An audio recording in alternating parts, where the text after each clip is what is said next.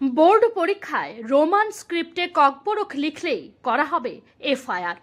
31শে জানুয়ারি রাজ্যের একটি দৈনিক পত্রিকায় এ ধরনের হেডলাইন্সের প্রতিবাদে বৃহস্পতিবার ত্রিপুরা বোর্ডের অধিকর্তার নিকট প্রতিনিধিমূলক ডেপুটেশন প্রদান করল উপজাতি ছাত্র ফেডারেশন। এদিন সংবাদ মাধ্যমকে উপজাতি ছাত্র ফেডারেশনের রাজ্য সম্পাদক সুজিত ত্রিপুরা জানান, 1978 সালে রাজ্যে বামফ্রন্ট সরকার প্রতিষ্ঠিত হবার পর দীর্ঘ লড়াই সংগ্রামের মধ্য দিয়ে 1979 সালে ককবরক ভাষাকে রাজ্যের অন্যতম প্রধান ভাষা হিসেবে স্বীকৃতি প্রদান করা হয়েছিল, যার ফলে আমরা জানি রাজ্যের দুটি প্রধান ভাষা হলো বাংলা এবং ককবরক। সে সময় থেকে শুরু করে বোর্ড পরীক্ষায় ছাত্রছাত্রীরা রোমান হরফ এবং দেবনাগরী হরফে পরীক্ষা দিয়ে আসলেও কোনো প্রকার সমস্যার সম্মুখীন হয়নি।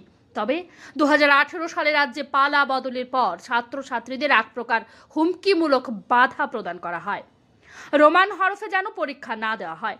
এখন পরিস্থিতি এতটাই চরমে উঠেছে যে বোর্ড পরীক্ষা হাতে আর 1 মাস সময়। এখন হঠাৎ করে এ ধরনের হেডলাইন ছাত্রছাত্রীদের ব্যাপক সমস্যায় ফেলে দিয়েছে।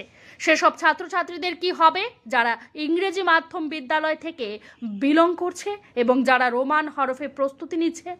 সুতরাং ছাত্রছাত্রীরা যেন বোর্ড পরীক্ষায় রোমান ও দেবনাগরী উভয় হরফে পরীক্ষায় লিখতে পারে তার আবেদন জানিয়ে ত্রিপুরা মধ্যশিক্ষা পর্ষদের অধিকর্তার নিকট এই প্রতিনিধিমূলক ডেপুটেশন প্রদান বলে জানিয়েছেন। সভাপতির নিকট একটা স্মারকলিপি প্রদান করতে এসেছি।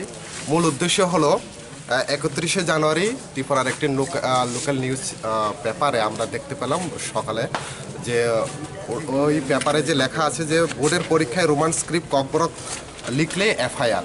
তো এরকম একটা হেডলাইন্স দিয়ে একটা নিউজ বের হয়েছিল।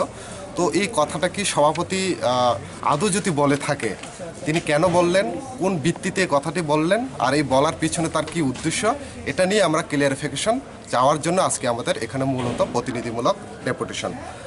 আপনারা সবাই জানেন 1978 সালে রাজ্যে বামফ্রন্ট সরকার প্রতিষ্ঠিত হওয়ার পর দীর্ঘ লড়াই আন্দোলনের ফলে 1979-এর 19শে জানুয়ারি ককবরক ভাষাকেও রাজ্যের অন্যতম ভাষা হিসেবে স্বীকৃতি মর্যাদা দেওয়া হয়েছিল, যেখানে আমরা জানি রাজ্যের দুইটি প্রধান ভাষা বাংলা এবং ককবরক দুটি সমানভাবে মর্যাদা পেয়েছিল ককবরক ভাষা।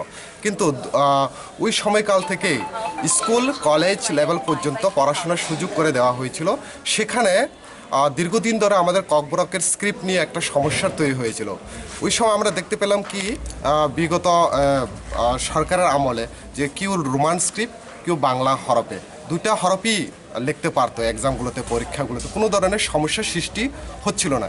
কিন্তু দুর্ভাগ্যের বিষয় 2018 সালে রাজ্যে পালাবদলের পর যে সরকার বর্তমানে প্রতিষ্ঠিত হওয়ার পর ওনারা বরাবর যারা 2000 গেছে বছরও এটা হয়েছিল সমস্যা মাধ্যমিক এবং উচ্চ মাধ্যমিক যারা রোমান স্ক্রিপ্টে লিখছে তাদেরকে বাধা দেওয়া হচ্ছে যে তোমরা রোমান স্ক্রিপ্টে লিখতে পারবে না। যদি তোমরা রোমান স্ক্রিপ্টে লেখো তাদেরকে থ্রেট দেওয়া হচ্ছে, তোমাদেরকে ফেল করে দেওয়া হবে, এরকম করে দেওয়া হবে, এভাবে তাদেরকে থ্রেট দেওয়া হয়েছে। ইভেন স্কুল ইনচার্জদেরকেও এভাবে তাদেরকেও থ্রেট দেওয়া হয়েছে যে কোনো ছাত্রছাত্রীরা যাতে রোমান স্ক্রিপ্টে এক্সাম পরীক্ষায় বসতে না পারে এরকম তাদেরকে নির্দেশ জারি করা হয়েছে।